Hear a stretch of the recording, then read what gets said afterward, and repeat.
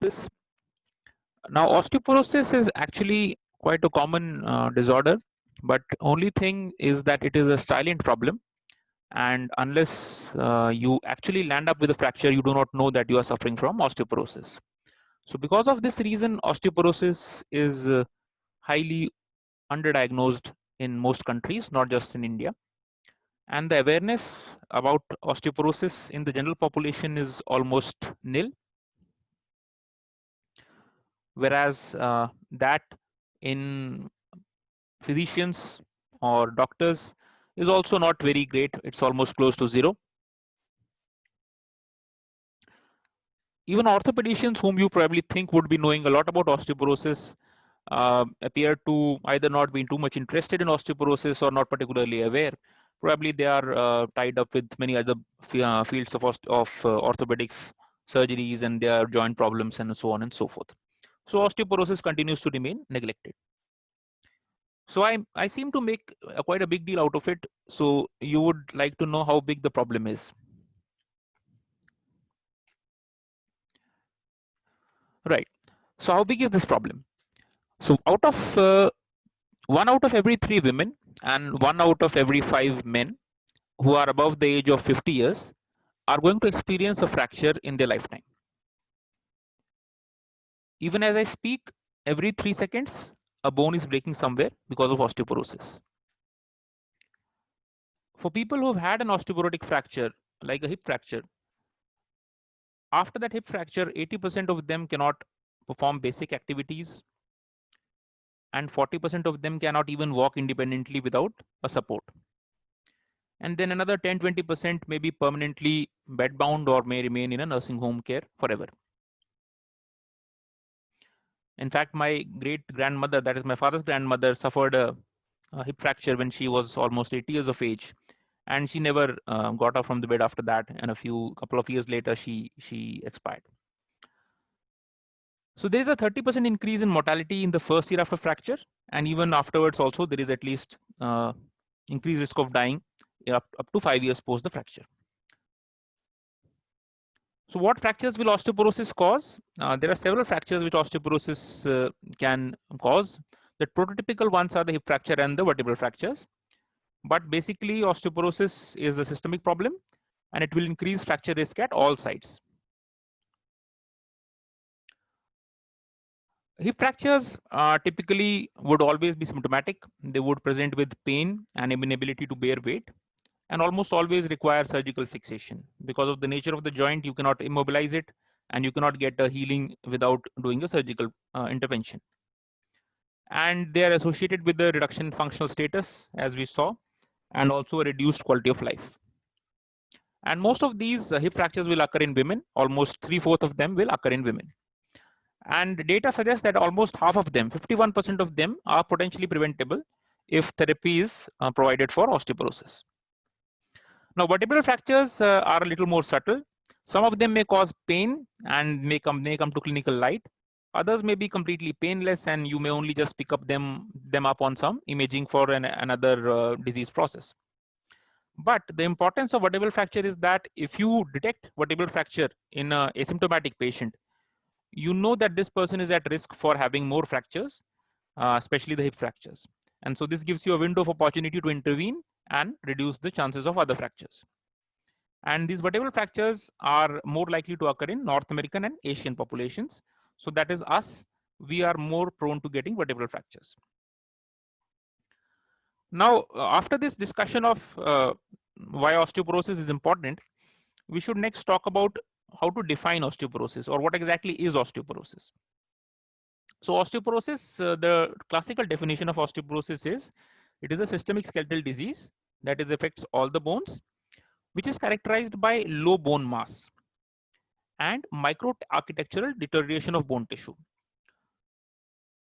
So a common belief, or let's say misconception, is people think that bone is basically a rod of calcium. So that is not true. It's not just a mass of calcium, it also has a architecture to it. There you have a particular way in which trabeculae are placed, or Haversian canals are placed, and that gives the bone its microarchitecture. So if you lose either the bone mass or the architecture, both will lead to a weaker bone. that is an increase in bone fragility, and then you are more likely to fracture.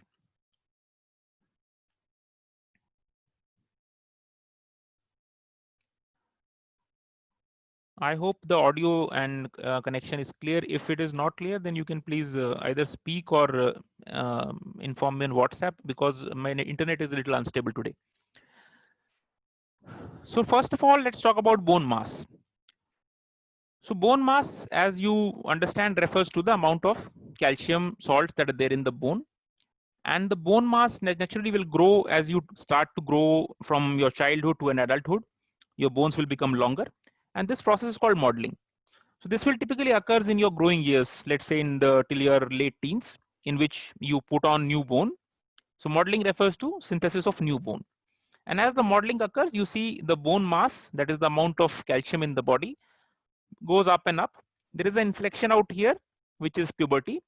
After puberty, there is an acceleration of the acceleration of height, as therefore acceleration of deposition of calcium also in the bones. And then later on, you achieve a peak bone mass, which is usually into the middle age, say in the late 20s and early 30s. And after that, the bone mass gradually begins to deteriorate with time. It occurs more rapidly in females after they reach menopause, which signals the role of estrogen in maintaining the bone mass. So modeling is the process of forming new bone, which stops once you reach your late teens.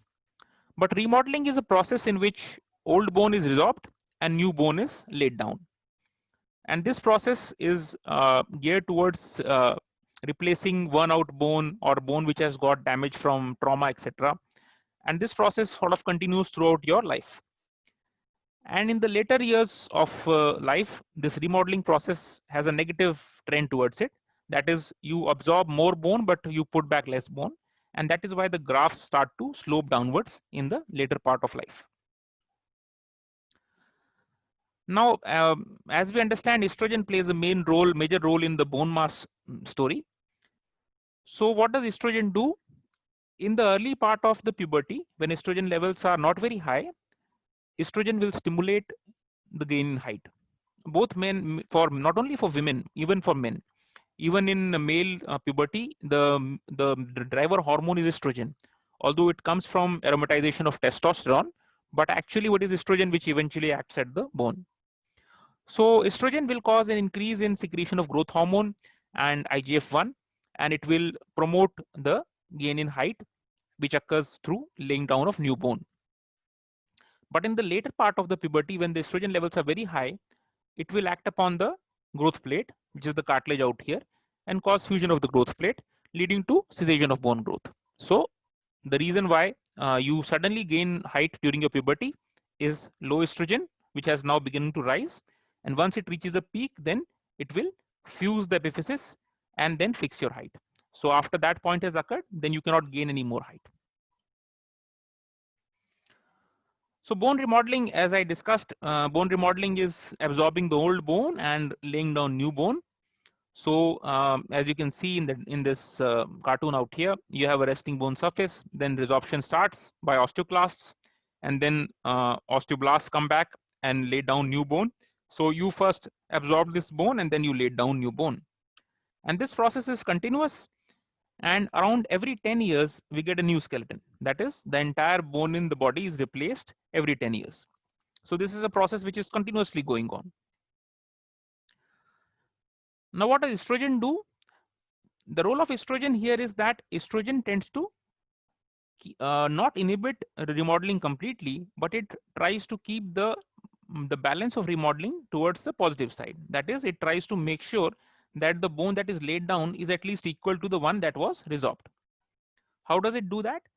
There are several molecules, especially RANK and osteoprotegrine, and estrogen inhibits the osteoclastic molecules such as RANK ligand and RANK, whereas it promotes the anti-osteoclastic molecules such as the OPG. And through this, it sort of prevents the overactivation of osteoclasts, and hence reduces the osteoclastic resorption, so that there is a positive balance. just to highlight rank and right ligand, this cartoon which I've taken from the previous lecture on hypocalcemia. You remember PTH does not act on osteoclasts, PTH acts on osteoblasts. Osteoblasts produce this rank ligand. Then rank ligand binds to the rank receptor on the osteoclast precursor, and then osteoclasts get activated. Osteoprotegrin is a molecule which binds to the rank ligand and prevents it from binding to rank. So what does estrogen do? Estrogen inhibits rank ligand and it promotes osteoprotegrin. So that was all about bone mass. Regarding microarchitecture of bone, you can see in the trabecular bone, for example, this is the structure of a normal bone. You can see how dense this meshwork is. And then osteoporotic bone, this mesh is kind of eroded. So you not just only lost bone, but you also lost the way it is placed. So as you can see probably in this diagram of the table below, here is a table which is standing up on two legs, but the legs are interlinked. So this is a more stable table. Whereas on this side, you've got a table in which there is no interlinking. So although these legs may not be particularly thin, still this table won't hold the same amount of weight. Now, so this was a lot of theory. You want to know, however, how do I diagnose osteoporosis? How do I assess osteoporosis when a patient comes to me? So WHO tried to simplify things. WHO said, let us talk about osteoporosis in terms of bone mineral density, and we'll define osteoporosis in terms of bone mineral density. So you could measure bone mineral density by a DEXA scan. And they said, we'll take healthy young women as a reference. So the peak bone mass, which we saw, that peak occurring in the young age. So we'll keep a healthy young woman as a reference, and we'll look at your BMD and compare it to that of a healthy young woman. And then we will say how many standard deviations from the mean of the young women is yours BMD. So as you know, in a normal distribution, 2 standard deviations or more, then you have the extremes. So accordingly, they said T-score of minus 2.5 or worse will be called osteoporosis, and T-scores of minus 1 to minus 2.5, we will call it osteopenia. So this is how they try to simplify things so that we could use it in practice. Now you would probably believe that most of the fractures would be occurring in people who have osteoporosis rather than a T-score more than 2.5. Or I should say worse than 2.5. But surprisingly, majority of fractures are actually occurring in people who have the BMD between -1 and -2.5. That is those with osteopenia. And that is simply because the number of people with osteopenia is much more than that with osteoporosis, but that is not the only reason. Dense does not mean strong. You look at these two X-ray radiographs on the screen. On the left side, you have a normal pelvis X-ray.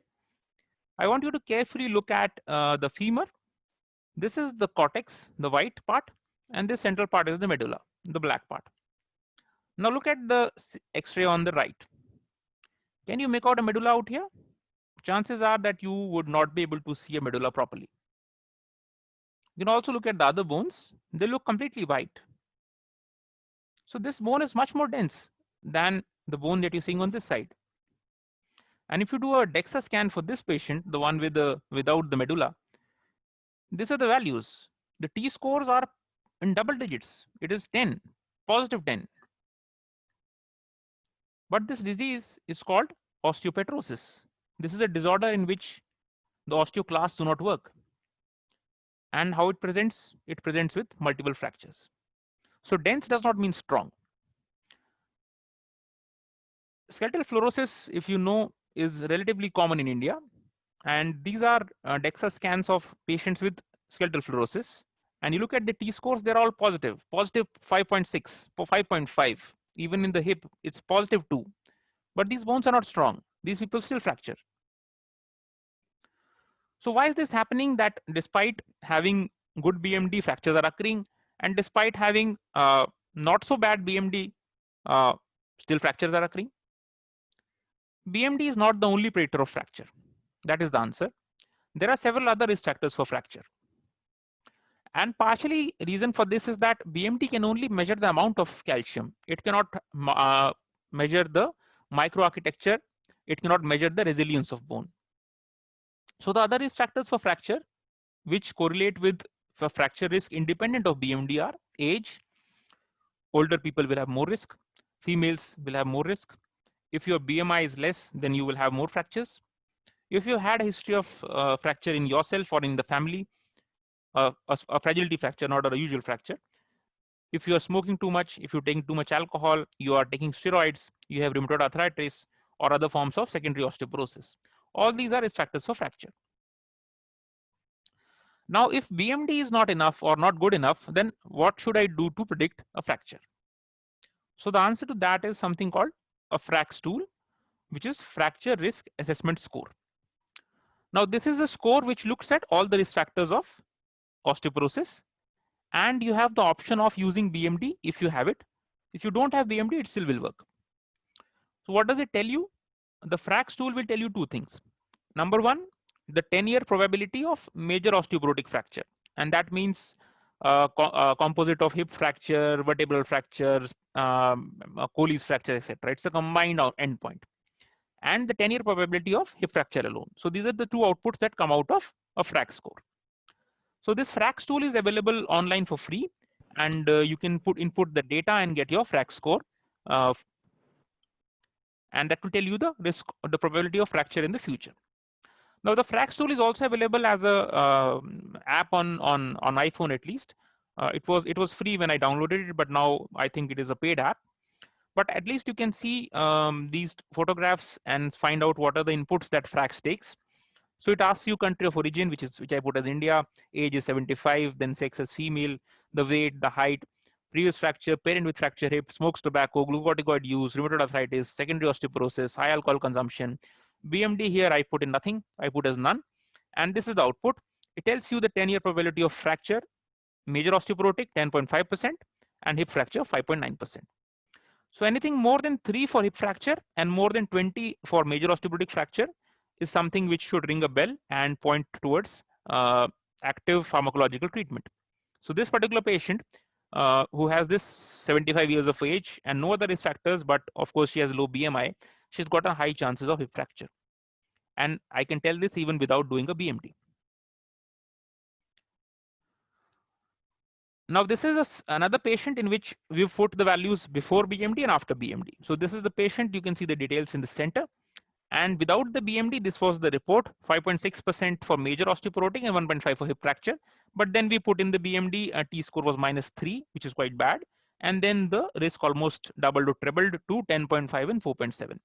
So, so in patients in which you have sort of a not so bad kind of FRAX report, you can input the BMD and then you can refine your results further. So interpretation of FRAX can be as per this graph, in which on this side you have the 10-year probability of fracture or major osteoporotic fracture, that is, and on this side you have the age. So if you are 60 plus and your probability of fracture is more than say 10 or 15%, then probably you will come into a high risk kind of a strategy, high risk area, that is the red part, in which treatment with anti-resorptive agents would be indicated. If you are in the green, then probably your bones are okay and you need not do anything. And if you're in the yellow, then probably you need to go in and do a BMD. So this is how the UK does it. In the UK, they use FRAX without BMD first, and then they get the value and then they decide whom to do a BMD.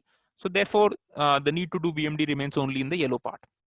And as I said, if it is 10-year probability is more than 20 and 10-year for hip is more than 3, then that means this patient is at high risk. Right. So as I was saying, if you are in the green, then you are low risk. If you are in the red, then you need treatment. You are very high risk. If you're in the orange, then you do a BMD and then you redo the FRAX, and then again you can find out low risk, high risk, or very high risk. So so now we've talked about FRAX. So now let us talk about the classification of osteoporosis. As you have now so far gathered, the primary osteoporosis is typically age-related, but it is more common in females, in whom we call it postmenopausal osteoporosis. And then you have senile osteoporosis, which can occur in males as well. Then secondary, you have a long list. You have got diseases like hypogonadism. So again, estrogen is important. Estrogen comes from the ovary in females, and in the males, it comes from testosterone. So that means if you don't have testosterone or you don't have ovaries, both conditions you will have hypogonadism and you will have osteoporosis. And this is something which you must always remember. Gonads are not just linked to sexual function, they also link to bone function. Then malabsorption, rheumatoid arthritis, hyperthyroidism, hyperparathyroidism are the diseases. And then vitamin D deficiency, alcohol, you already know, drugs, especially steroids. Steroids can cause osteoporosis. Apart from that, anti-epileptics and GnRH agonists, etc. These are the other drugs. So how to diagnose osteoporosis? Of course, you can take history for fractures and other things, but quite often patient will not tell you that they have had a fracture, but they'll come to you looking like this. They are a little bent forward, their back is a little curved, and they sort of hunch forward while walking. And you see a lot of old females who come to your OPD may be walking like this. And most of them probably would be having a fracture in the thoracic vertebra. Now, in the physical examination, you can get a lot of clues to vertebral fractures. The first one is the wall to occiput test. So as you can see, this person is standing with the heels are touching the wall, as the shoulder blades also touching the wall, and the head should be in the neutral position. And in that position, the occiput should be touching the wall. There should be no gap between the occiput and the wall. But if your occiput to wall distance is more than 0 centimeters, that means your spine is curved, and that means most likely you've had a thoracic vertebral fracture.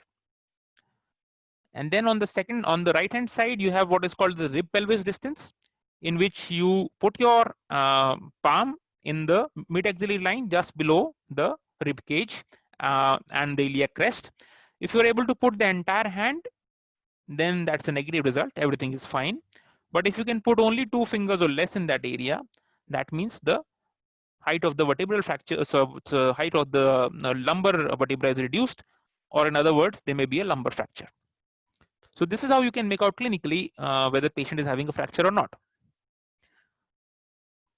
Now, this sketch, some of you may be aware of this, some of you may not be. For those, I'll tell you, this is a very famous sketch made by the painter Leonardo da Vinci. He was not just a painter, he was also considered to be a scientist now. And this painting was based, so this sketch was based upon a Roman architect's measurements of a human body, and it is referred to as the Vitruvian man, Vitruvius being the Roman architect. So what Leonardo da Vinci showed in this sketch is that if you put a compass on the navel and try to draw a circle, then that circle will pass to the tips of the fingers of both the hands and as well as the feet when the man is in this position, in this spread-eagled position.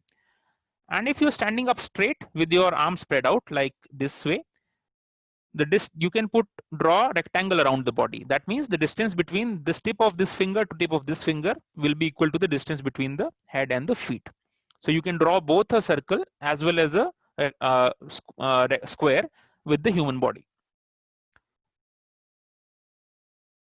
So why I am telling you this is that because the height of the patient is always equal to the arm span, loss of height can be a sign of vertebral fracture.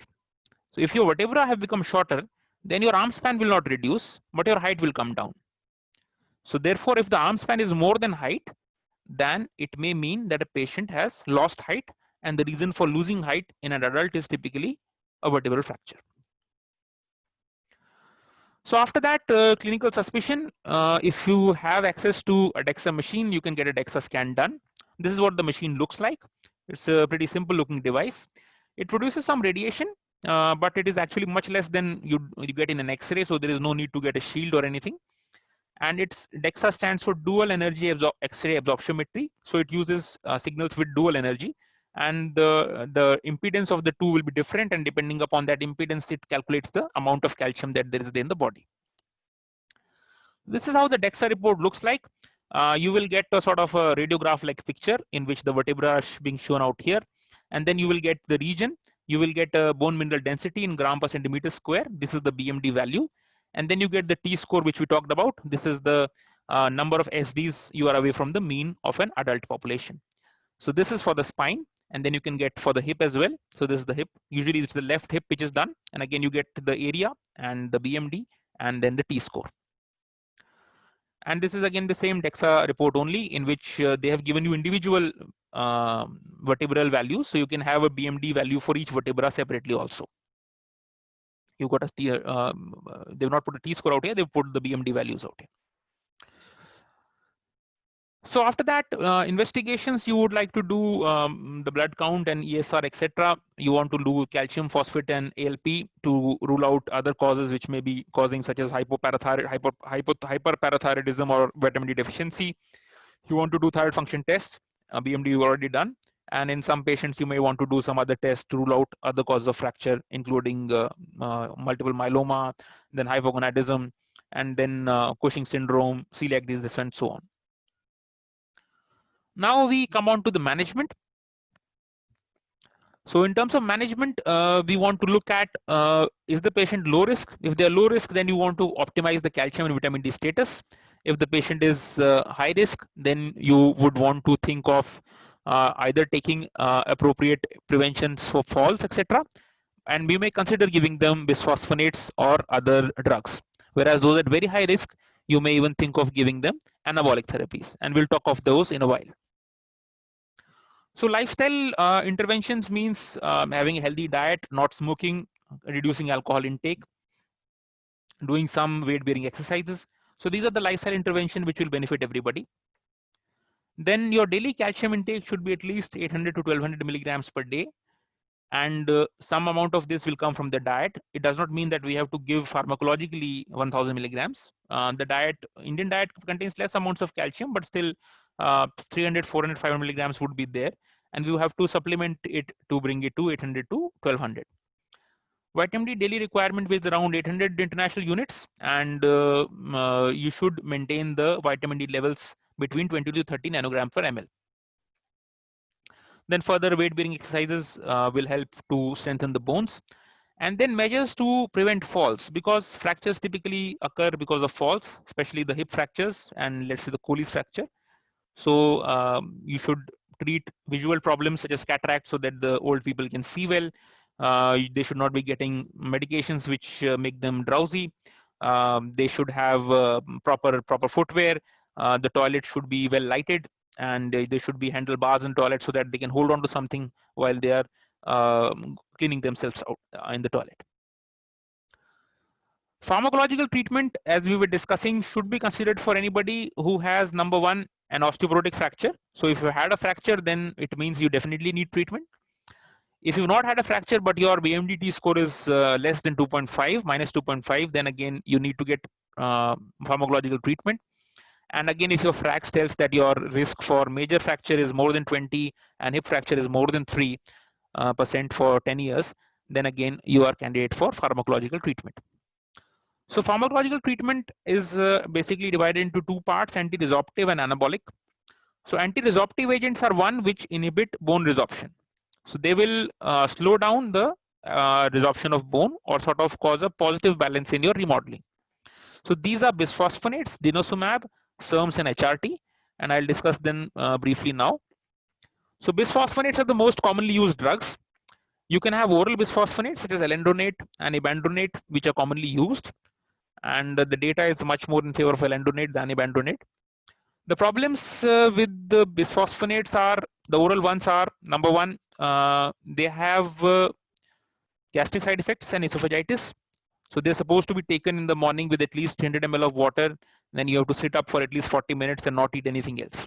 Even with that, you can have problems, and especially people who have motility disorders or esophageal disorders, those probably will not tolerate oral bisphosphonates. Then again, if your GFR is less than 35 ml per minute, then you cannot use bisphosphonates, either oral or injectable. Those with the gastric effects can go for IV zoledronic acid, which is injectable, and it can sometimes cause a flu-like syndrome. But apart from that, the gastric effects are taken care of. Typically, you give bisphosphonates for a period of 5 years for oral and of 3 years for IV. And after that, you give a drug holiday of 2 to 3 years. But in patients who are at very high risk of fractures, you can continue up to 10 years for oral and 6 for IV.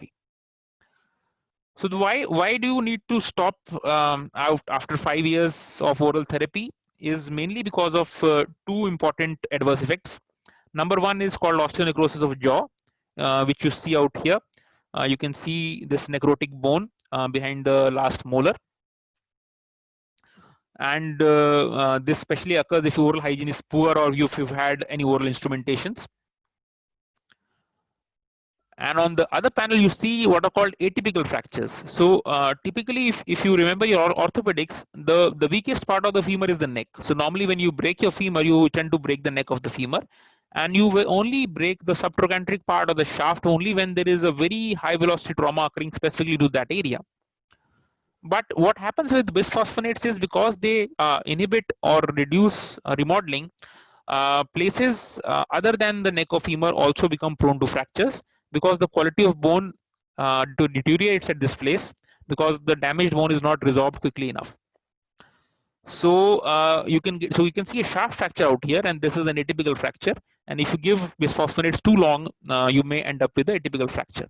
And this is why you cannot use bisphosphonates left, right, and center for everybody. You need to be sure that the patient's risk of having a fracture is very high, as per the T-score or the probability of fractures. You cannot give them to people who may not be at high risk of fractures because you may cause more harm than good. Then you have got denosumab, which was earlier the nucleate on the block, but now it is also a little bit old. It is a monoclonal antibody to rank ligand. And just to jog your memory, rank ligand is this produced by the osteoblast. This blue bar out here is rank ligand. This blue bar is a rank ligand, and this is given as a subcutaneous injections every 6 monthly. It is quite costly. The advantage is that you can use it in low GFR when you cannot use bisphosphonates. And the disadvantage is that as soon as you stop denosumab, there is a very rapid worsening of the BMD, and you need to follow up denosumab with other therapies to make sure these gains of denosumab are not quickly lost. Then you've got selective estrogen receptor modulators, or SERMs. These are molecules which behave like estrogens in some tissue and not like estrogen in other tissues. An example is raloxifene.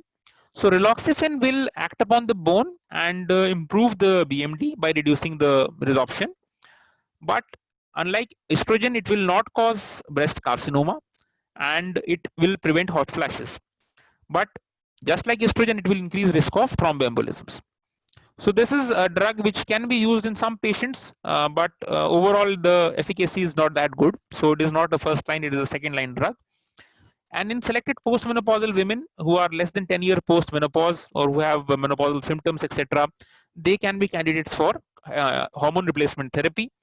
But in older women, that is after 10 years, hormone replacement therapy can be associated with risks of venous thromboembolisms and other cardiac problems, and because of which we don't give HRT in older patients. Now, anabolic agents are the ones which help you build new bone. Antiresorptives are simply prevent the resorption of existing bone. Anabolics are the one which help you put down more bone. So you've got teriparatide and romosozumab. So teriparatide is basically an active form of PTH. The PTH molecule is big, and teriparatide is the first 34 amino acids of PTH, the ones which matter. And it will stimulate bone formation. It is given as a subcutaneous injection, but has to be taken daily. Cost is also a factor out here. It can cause a rapid increase in BMD, especially at the spine, and therefore it prevents vertebral fracture. But the downside is that you can use it only for a maximum of 2 years. Beyond 2 years, the safety has not been established, and there is some risk of osteosarcoma that can occur with prolonged use. Then romosozumab is relatively new. It's an antibody to a molecule called sclerostin. So it's an anti-sclerostin antibody. Sclerostin is supposed to inhibit osteoblast. So when you inhibit sclerostin, you stimulate osteoblast and then you get more bone. But it is very expensive and the availability is not very great.